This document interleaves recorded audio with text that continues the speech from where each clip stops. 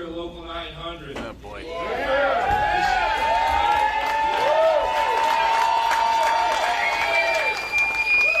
We say historic Local 900 because this is ground zero for a stand-up strike 11 Down in front. I'm very proud, on behalf of UAW, The Region redhead. 1A, all of our executive board, and all of our membership, The to redhead. welcome Vice President Kamala Harris. The redhead. Dr. Walz, to our house, to Labor's house. And we thank them for choosing one of their first visits with workers to be in the House of the UAW. You know, I don't have to say this, I think you already know this, but what's at stake in this election? It's very simple. Everything is at stake. It's about a choice of whether we continue forward or whether we go backwards. We're not going back.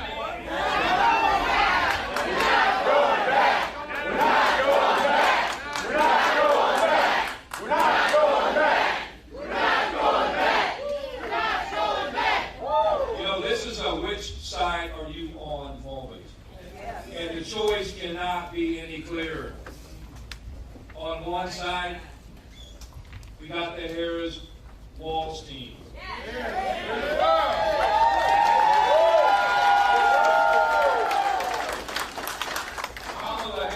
Kamala Harris is one of us. Governor Jim Walz is one of us. You know, they're working class people. They have working class roots. They know struggle. They know what it's like to live paycheck to paycheck. You think about this. Vice President Harris talked yesterday about how she's had her first job at McDonald's. Governor Walz has been a school teacher. We've seen what this government, what the Republican Party in particular, has done to education in our lifetimes. You know, that's the difference. They've spent a career serving other people, and fighting for other people, and not forgetting where they come from. On the other side, we got the Trump Vance, what I call the Trump Vance disaster. Yes, sir. We know who Donald Trump and J.D. Vance are. Their words, their actions, and their body of work tell the entire story. They tell everything we need to know. They spent their lives serving themselves, representing the billionaire class, and enriching themselves at the expense of the working class. You know, Donald Trump calls me stupid. And you know why? Because he thinks auto workers are stupid. But we're not stupid. We don't fall for Trump's alternative facts, or what we all call lies. This isn't about opinions. This election's not about party politics. All we have to do is look at these candidates in their own words and actions. That's all the facts we need. And that paints a very clear picture of which side the candidates are on. Right. You look at Trump. In the recession, he blamed auto workers for what was wrong with these companies. And we all know damn good well it wasn't the auto workers to blame. It was banks that went out of control with a mortgage situation. Back to our economy in chaos. It was not the workers. In 15, he talked about doing a rotation of our jobs out of the Midwest, our good-paying jobs, somewhere else where they pay less money. So we'd be begging for our jobs back for less.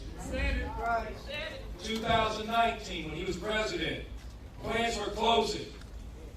GM was on strike for 40 days, and Donald Trump was missing in action. In the 2023 Big Three strike, in our stand-up strike, he was nowhere to be found except when he called one of his billionaire buddies and went to a business, a non-union business here in town, and paid people $20,000 to hold up signs saying auto workers for Trump. Like he's a con man. Now you look anybody work with Vice President Harris, Tim Walz. You know, Vice President Harris bet on the auto workers.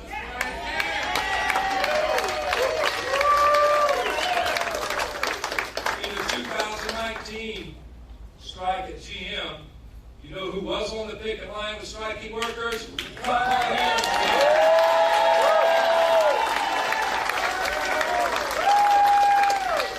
She stood shoulder to shoulder with our members. She helped, as Vice President, create auto jobs in the United States of America, to bring work back here. The Lordstown assembly workers were left behind by Donald Trump. Kamala Harris was part of the solution. They brought a battery plant to Lordstown, Ohio. And those workers that were left behind in Lordstown were transferred all over the country. Now they're returning back home to Lordstown.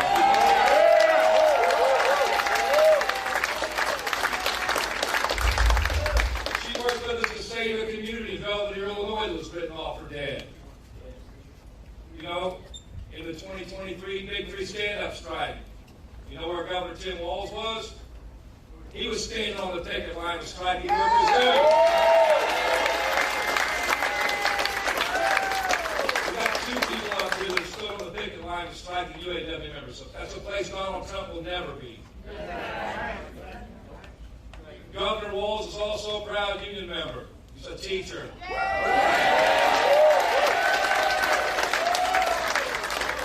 You know, anyone can be your friend when the sun's shining and things are going great.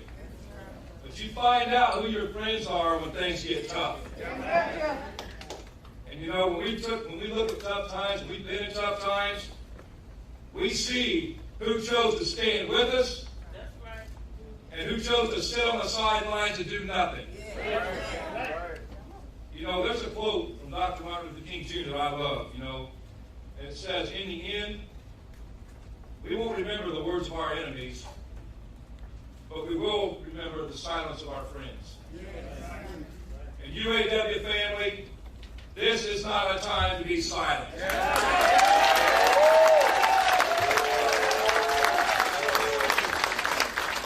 is not a time to sit back and hope for the best. This is our generation's defining moment. Everything is at stake. Future generations are at stake here. Whenever we needed help, Kamala Harris and Tim Walz answered the call, and they picked a side. They chose to show up, and they chose to stand up. So now it's our turn to stand up, to speak up, and to show up for them.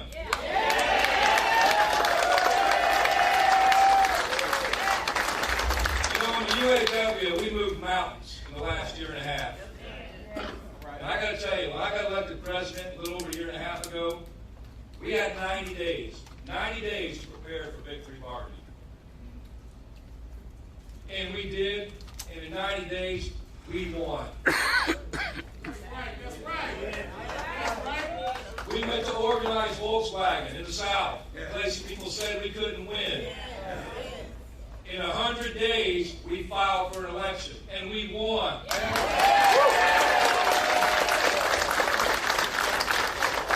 as of today, we've got 89 days. We've got 89 days to ensure that we put Kamala Harris and Tim Walz in the White House.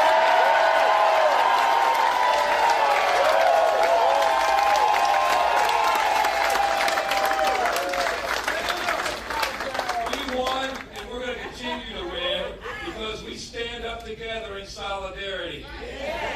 There's a reason UAW begins with the word united, because that's the key to winning.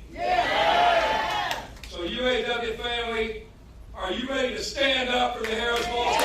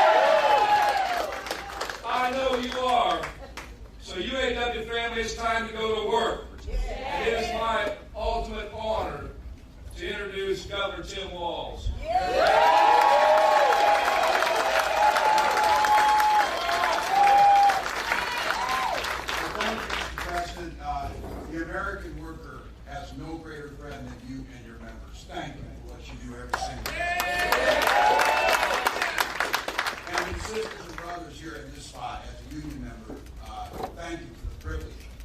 This is holy ground for unions, Local 900. For any union member understands what this place stands for and what it means. So thank you for having me here. And each and every one of you, thank you for the privilege of walking that picket line with you last year.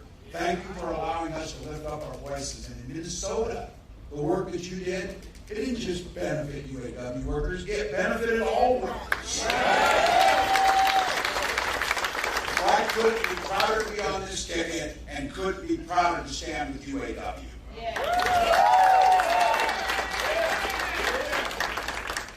Think about this, 89 wake-ups. I've been saying this, 89 days, we can do anything for 89 days. Telling people sleep when you're dead, you got work to do. Right now, 89 days to make Kamala Harris the next president of the United States.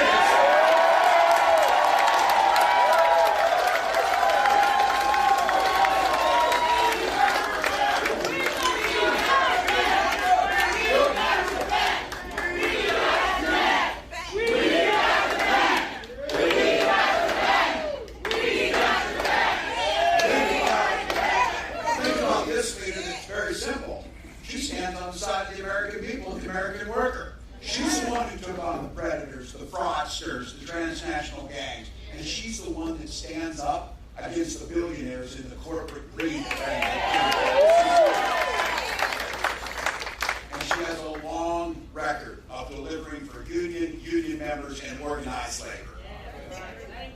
All right, everybody in this room knows, I keep saying this. This is a bit of preaching to the choir, but the choir needs to sing.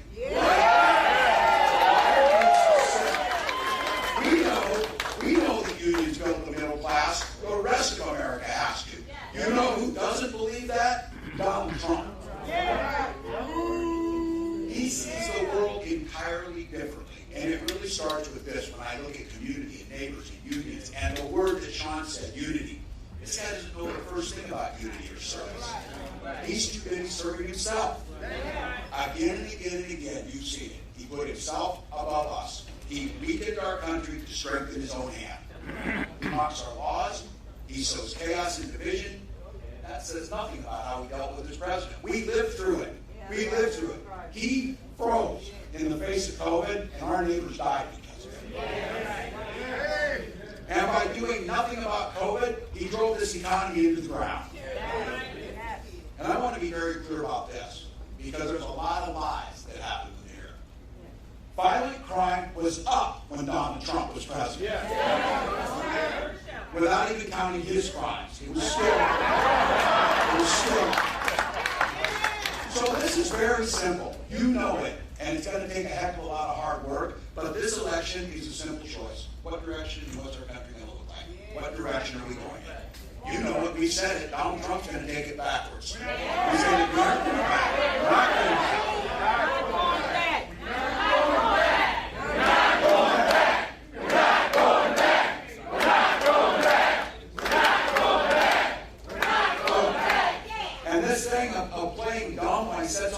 With these billionaires and says, I don't know anything about Project 2025. I just fly on the planes with them. You know what it's going to do. One of the goals of that plan is simple. They know this has been going on forever. Get rid of labor unions and get rid of the voices that we bring. They can do whatever the hell they want then. If Trump returns, he's going to learn something from last time. He didn't get the job done. This time, it will be far, far worse, and he will get the job done and make sure that we can't organize collectively to improve our lives. That's what's coming. So whether he cuts the middle class, makes it more difficult to own a home, whether he repeals the Affordable Care Act so you can't get health insurance, are the things that you know they talk about, gutting Social Security and Medicare. You know what? When you got $1 billion, you don't give a damn about Social Security check. But if you're like my mom, and you depend on the Social Security check as your sole income, it's pretty damn important. And I've been saying it, and you've been hearing me say it. They will ban abortion across this country no matter what Congress says. Now look, damn right it is, and I don't know why this is so simple or so difficult for these people to understand. You know things work really well in life, and really well with your neighbors, and really well in communities when you mind your own damn business.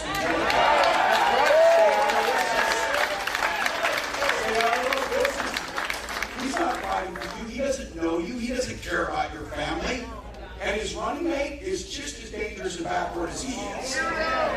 So look, we know who they are. The choir's ready to sing. This campaign's about the future, your future.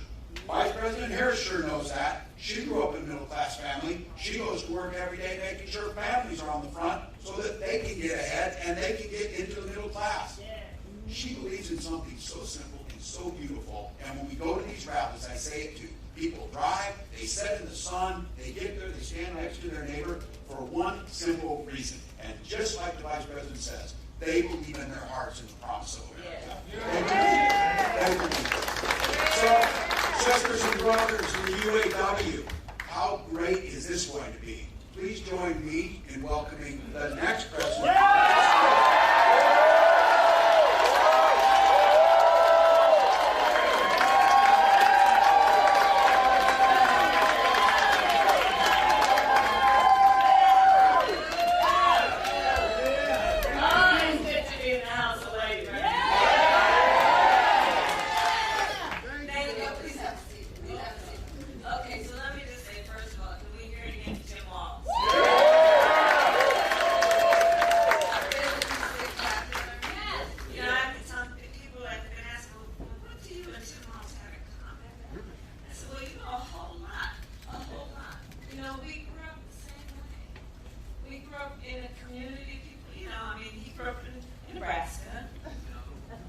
Me, Oakland, California.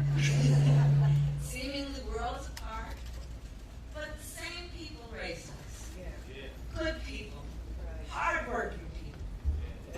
People who had pride in their hard work. You know, people who had pride in knowing that we were a community of people who looked out for each other. You know, raised by a community of folks who understood that the true measure of the strength of a leader is not based on who you beat down, it's based on who you lift up. And you know, there's some perversion that's happened in our country in the last several years, where there's a suggestion that somehow strength is about making people feel small, making people feel alone.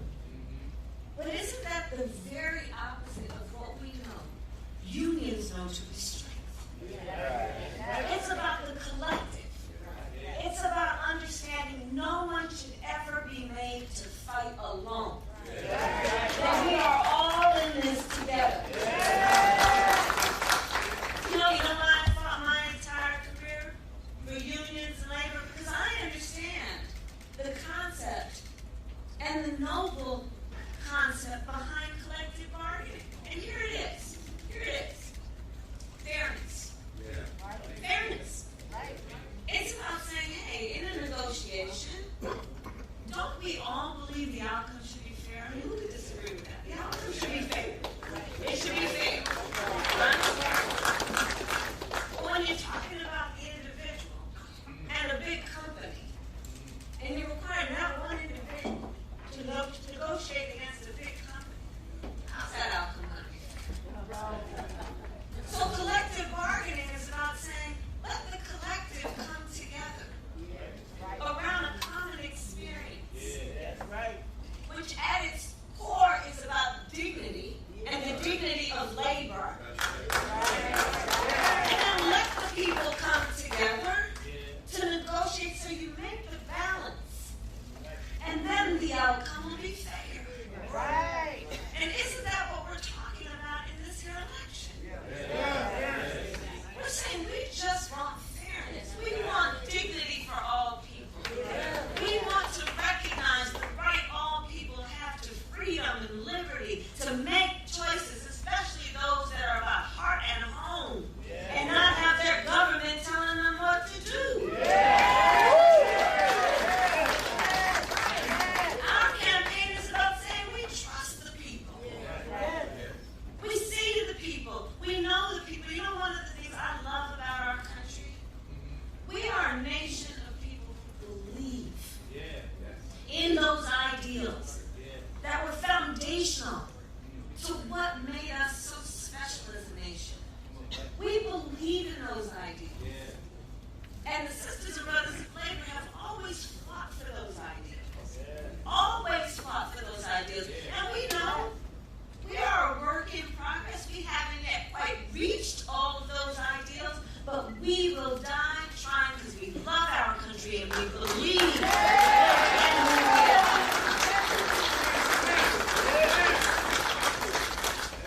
And that's what our campaign is about. We love our country.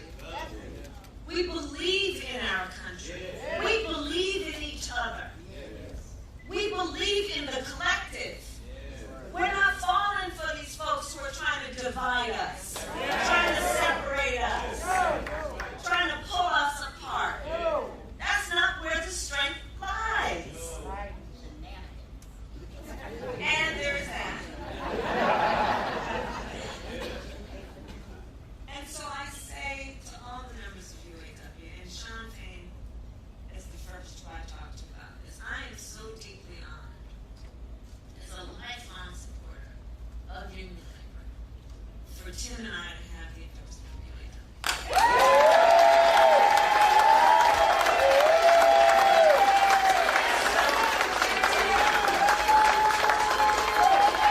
You walk your walk. You walk your walk. And what we know, like we have talked about, we got 89 days to get this done. You know, the one thing about all of us is we like hard work. Hard work is good work. Hard work is good work. The thing that we like about hard work is we have fun doing hard work. Because we know what we stand for. And that's a big part of this campaign. You know, when you know what you stand for, you know what to fight for. We know what we stand for, and we stand for the people. And we stand for the dignity of work. And we stand